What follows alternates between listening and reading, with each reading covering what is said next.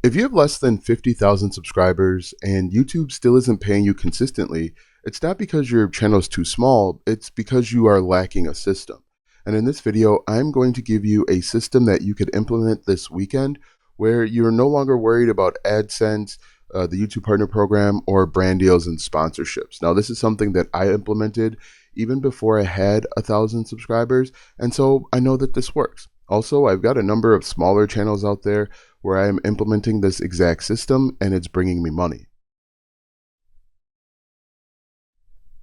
Now, just to reiterate, this video is not about going viral. This video is not about getting monetized with AdSense or sponsorships or trying to get 5 million views so that you can make pennies. Okay, this is for creators that want predictable income where they create a video and they have a pretty good certainty, a strong certainty that they're going to be able to make a significant amount of money from each video. This is a much better process for a number of reasons. One, it provides predictability, it provides consistency, and you're not constantly like chasing, right? One of the problems with YouTube is you wind up chasing trends and you're chasing the algorithm and you're trying to always figure out, you're always trying to be like one step ahead of the algorithm. And that's always kind of frustrating, especially if you make a video where you think it's pretty good and it turns out that's not what the algorithm was looking for. So like I said, in this video, I'm going to lay it out exactly what you need to do, how to create a system that will work for you, that will put predictable income in your pocket as long as you are consistently creating videos.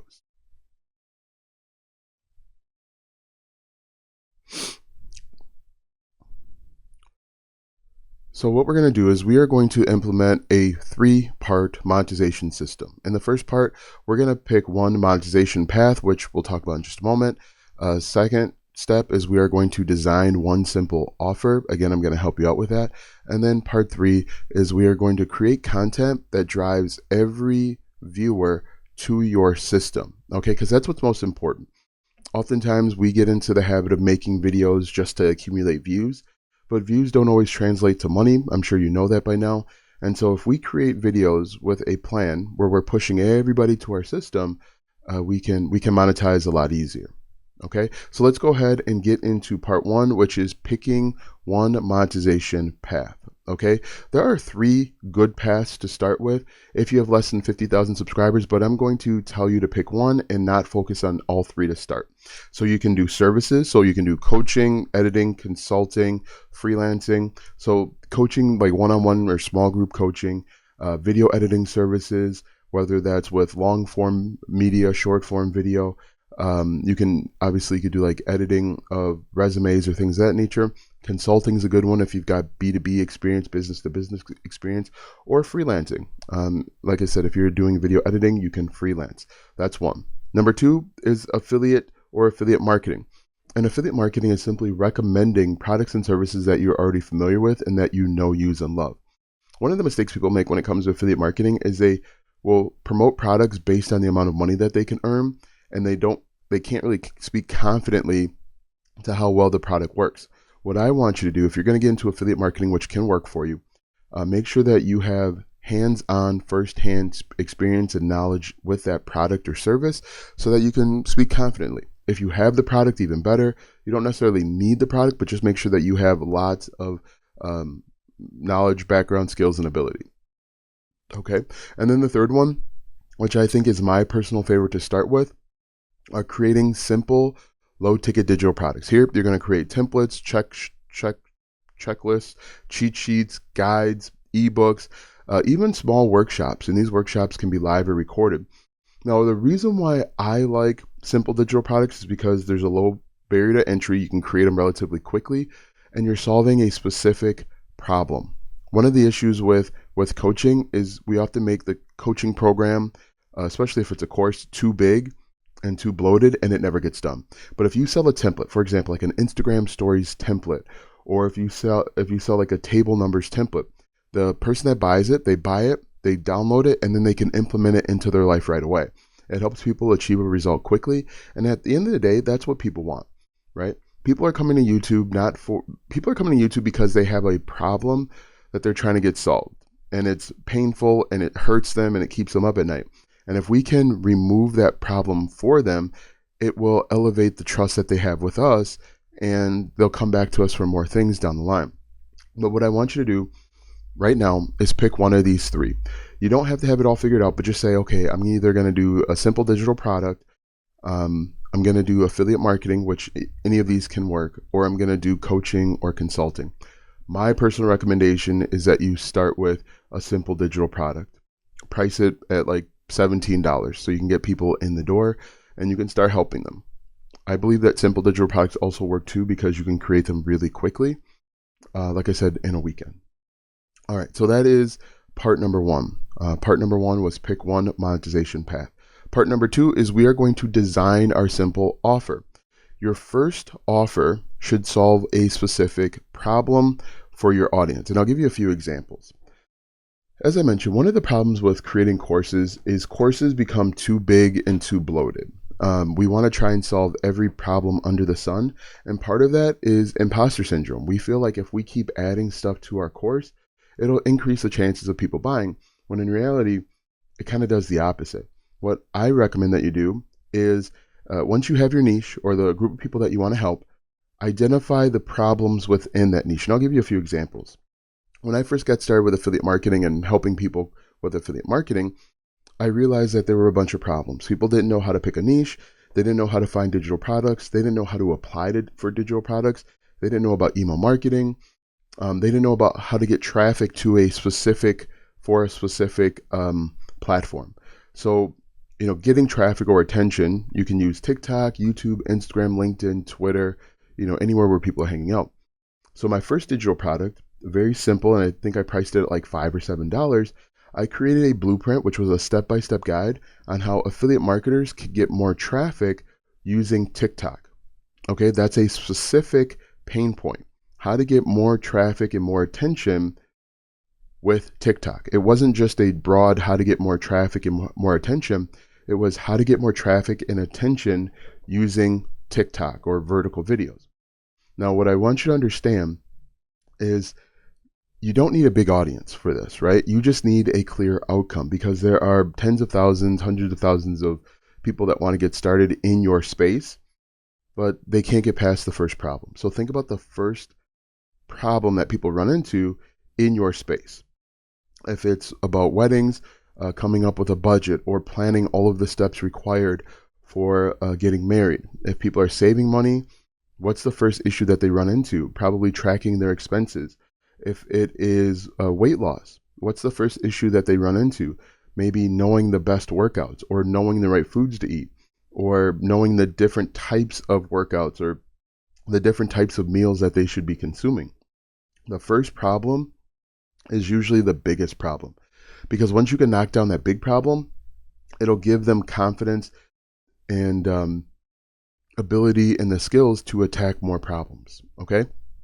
What I would recommend that you do is that you price your digital product, price your first entry. If you're doing a digital product, which I recommend, price it less than $47. And the reason why you want to price it less than $47 is because we want to make it an impulse buy. We want to make it so that people don't have to think about it.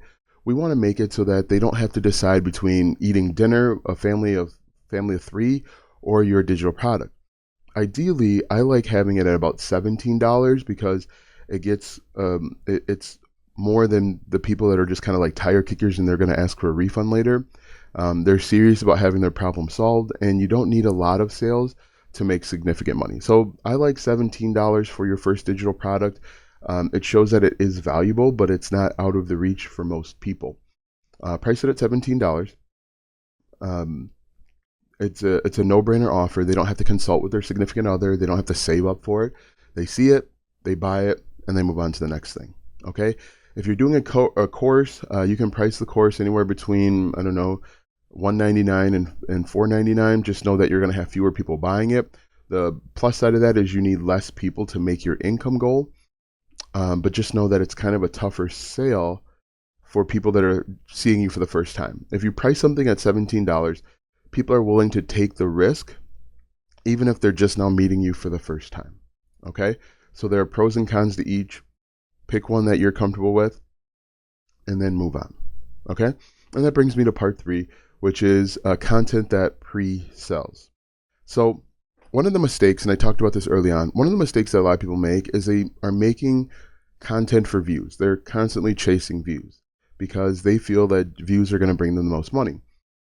However, views, if you're trying to get paid by AdSense, views are limited by where the person's located, what value or return on investment that person has to the marketers that are running ads. If you're even monetized, the other issue too is you might not be monetized.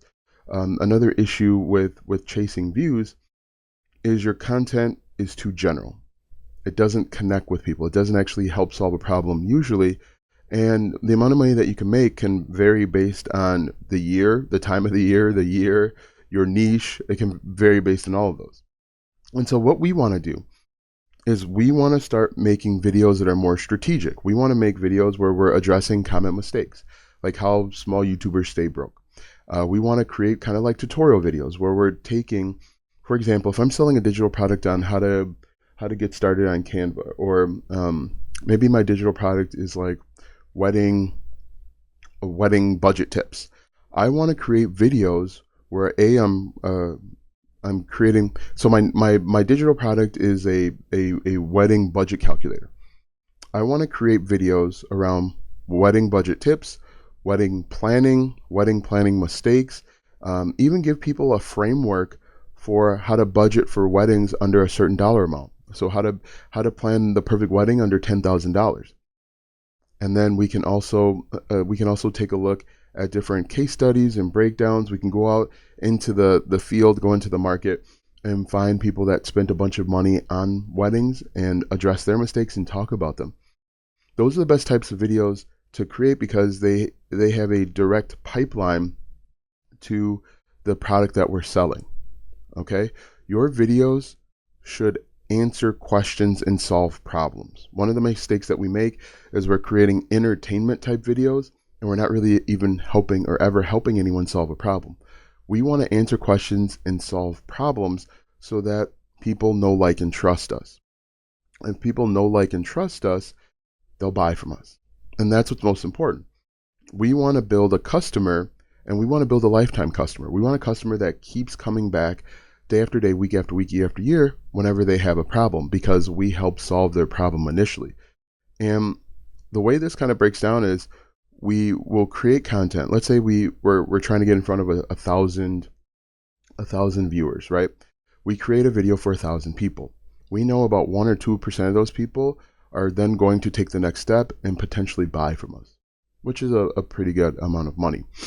And so it gets funneled up, and 1 or 2% of those people might spend more money with us, and it goes up and up and up. And as they continue to climb up the ladder of spending money with us, a value ladder, they'll spend more money with us. They'll trust us at a deeper level. One thing that I want you to understand is most people will not trust you right away. It may take between 5 and 7 touch points before they feel comfortable enough to buy from you. And that's why it's really important to be consistent and consistently create content. Okay, so let's talk about some expectations. Now, one of the mistakes I think a lot of people make is expecting that you're going to go from $0 to $10,000 a month overnight. Okay, that's not realistic. Most people, it will take months to see life-changing income. It may take years to see life-changing income. The monetization, making money, is not going to happen instantly. First and foremost, it's going to take at least a weekend to create your first digital product. Okay? It's going to take, and your first digital product is not going to be perfect. It's going to be a version 1. Make the version 1 as quickly as you can, so like a weekend, and then commit to making versions 2, 3, and 4. I always like to compare it to Apple. This is an iPhone right here. This iPhone, when it shipped, it wasn't perfect. They shipped it anyway. But then they send updates like once a month to help make it better. I want you to get your digital product 80% done and then commit to improving the 20%. Okay? So your first goal should not be to make $10,000 per month. Your first goal should be to make $1,000 per month. And if we just did the math there, we take 1,000 and we divide that by 17, your goal should really be What is that? 6 sales. Of course, when I do this, my Google's not working. 58 sales in a month. I don't know where I got 6 from, but 58 sales in a month. And if we just round that to 60 and we divide that by 30, let's assume there are 30 days in a month, that's 2 sales per day. Your first goal should really just be 2 sales per day at $17. It's a very attainable goal. Now, just know in the very beginning, you're probably not going to make 2 sales per day. But as you are consistent and you keep building momentum, because momentum compounds, and you keep uploading videos and you get better and you refine and you get more efficient, you'll go from 0, 0, 0, and then you might go from 1, 1, 1 up to 3 and 7, and the sky's the limit. All right. So really important that you be consistent and persistent, because that's what builds momentum. And in the very beginning, it's going to feel like it's not working. But I guarantee you, if you just keep working, you keep being committed to getting better, you'll see success. Okay? So just to recap what we're looking to do, number 1, choose one monetization path or goal. We talked about either coaching, consulting, kind of the service route, affiliate marketing, or a tiny digital product. I recommend tiny digital product. Next, you're going to build one simple offer. I want to illustrate this for you real quick so that there is absolutely no confusion. Now, if you take a look at my screen here, we're going to go over to Canva and we're going to go to tools. So this is what it looks like. So these are videos that you're making, right? We're over on YouTube and we're making these videos. Then some people, if you're building out a digital product, they're going to go to our sales page. Our sales page is going to talk about what our digital product does, what problems it solves, how this one is different than the other problems that you have in other digital products you purchased before, because most likely these people have purchased something before and have not gotten the result. So this is going to be text, text, text, and then let's say there's a button here. They click that button, it goes to an order form where they give us money, right? And when they do that, they get added to our mailing list. Then they go to a thank you page. Thank you page, where we say, press this button to get our product. And then we also send them an email and say, here's your product, come and get it. Now, I've got a bunch of videos on here that talk about this actual process on how to deliver the product, but this is what it looks like at kind of an overview. We're creating videos, we're pushing everybody to our digital product. We have an order form that just collects the payment, processes the payment, and then a thank you. But what's most important is we get access to their email, and then we can send them emails every single day, and we can ask them, hey, how else can we help you? What else do you need? What other challenges are you facing in your niche? But this is it, right? This is the process. And hopefully you're able to see that this is what a lot of people are doing. This is what a lot of YouTubers are doing, this entire process. And there's no reason why you can't do it too. Now, if you're looking for more help, you're looking for this step-by-step, I've got a 14-day free trial that shows you how to do all of this. It also includes a number of templates and tools and an online community where we help you out so that you can get started, so that you can monetize your YouTube channel without any issue. Thanks for watching, and we'll see you in the next one.